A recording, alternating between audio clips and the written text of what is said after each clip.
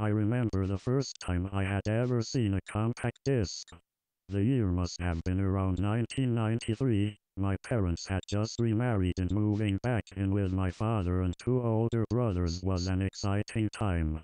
They had so many cool things, like mopeds, guitars, VCRs, and waterbeds.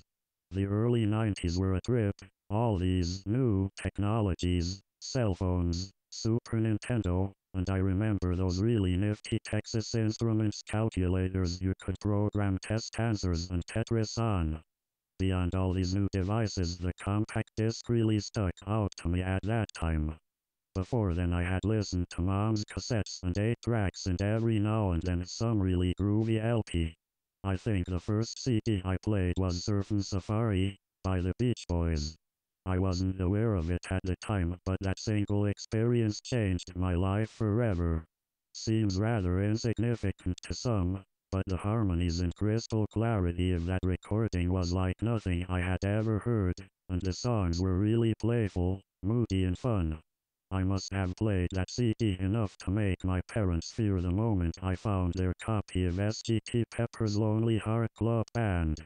I also recall a CD single my father had by John Cougar Mellencamp, Cherry Bomb. I can still recall the Creole-style accordion riff from that song rather fondly. This CD single was smaller and fit into a plastic casing that allowed it to be played in all CD players. I don't recall ever seeing those anywhere else. My older brother Joe was a big Guns N' Roses fan. He had all their merchandise, all their albums and singles, Guns N' Roses banners, Guns N' Roses jean jacket back patch, and of course the Guns N' Roses comic book. He once went to a Guns N' Roses musical concert. I believe my brother's enthusiasm for Guns N' Roses made me want to become an engineer. I began to explore my friends' parents' and siblings' music collections and instruments. One of my neighbors had CB radio, and eventually kicked it down to his son, who was my best friend Richard Johnson. His handle was Bam Bam and mine was Lil Britches. We had fun communicating with truckers, finding out only a limited amount of info as professionally allowed, like their location and where they were headed. I continued to find more and more innovative technologies. His parents also owned something that I was convinced made them millionaires, Laserdisc. These things were massive. What also made these cool were the films that were being released and re-released on them, Raiders of the Lost Ark, Ghostbusters, Batman, and so on. To be able to skip to your favorite scenes in a film as opposed to waiting for rewind time was nice. As I became more and more aware of these common household devices, my curiosity eventually led to consider, how did these things work? What's inside and what makes it tick? I began to dismantle cassette tape players, VCRs, until my parents finally purchased me a Radio Shack 300-in-1 electronic project lab. I don't know if they make those for kids anymore, but it was a kit that allowed you to make simple circuitry projects like how to make your own digital alarm with blinking LEDs, diodes, transistors, etc. I once made a burglar alarm for my bedroom that was activated by a tripwire mechanism. I was kind of a weird child. As a military family, we moved around a lot. I have had many friends and seen many places. From Fort Bragg, NC, we moved to Fort Benning, GA. Many of my friends during this time were discovering their musical ability and refining their discipline. For me at that time, I never really had the level of concentration it took to study a particular instrument without losing interest, perhaps a touch of the old ADD. That never trumped my excitement for being involved or contributing in some form of another. I would carry gear, or test something, or maybe every now and then flyer for one of my friend's bands.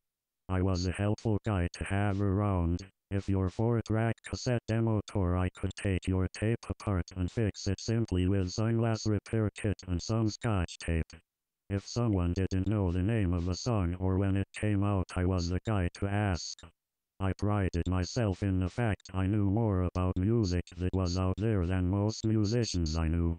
I have always had an open ear and always dug really deep to hear what was out there.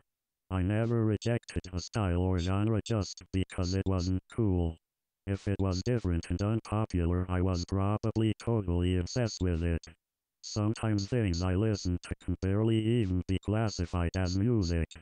I started to collect different world music tapes I could find at markets and cafes.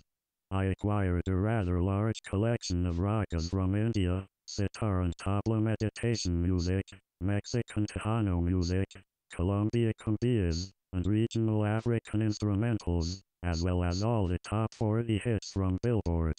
Sometimes things I listened to can barely even be classified as music. You'll never hear it all, but I wasn't never convinced of that. Phone rings. I'm sorry, I have to take this. Hello? Oh, hi, Mom. I'm fine. Really? Really? You don't say? Oh no, that's awful. Uh-huh. Uh-huh. Uh-huh. Uh-huh. Uh-huh. Uh-huh. Uh-huh. Oh hey Mom, can I call you later? I'm kind of in the middle of something. No Mom, I am not trying to avoid you, I just, okay, be like that. I hate you. By the time I was 18, I had been exposed to a world of sights, sounds, and emotion. As I grew older, I felt the desire to share these experiences. I would say this was the time I realized my calling. Before I became an audio engineer, I guess I would have considered myself an audio facilitator, or an audio benefactor, doing what it takes to get the show going. I spent a few years in Houston and Austin, Texas, working and just striving to be creative. Skateboarding, painting, get together with folks, and getting those life chops. I met the girl of my dreams and moved to New Orleans, the birthplace of jazz and residency of weirdness. I currently live there doing fun and freaky things for myself and my community. I help in building public skate parks, as well as being one of the busiest audio archivists in my town. I stay very busy as a fine dining server and bartender, as well as guardian of 2 amazing pit bulls. I've recorded a few albums in my project studio, as well as operate boom mics and edit audio for small independent films. I have come to the conservatory to have a firmer understanding of a periodic disturbance of the particles of a substance that may be propagated without net movement of the particles, such as in the passage of undulating motion, heat, or sound. See also standing wave and traveling wave. And communication.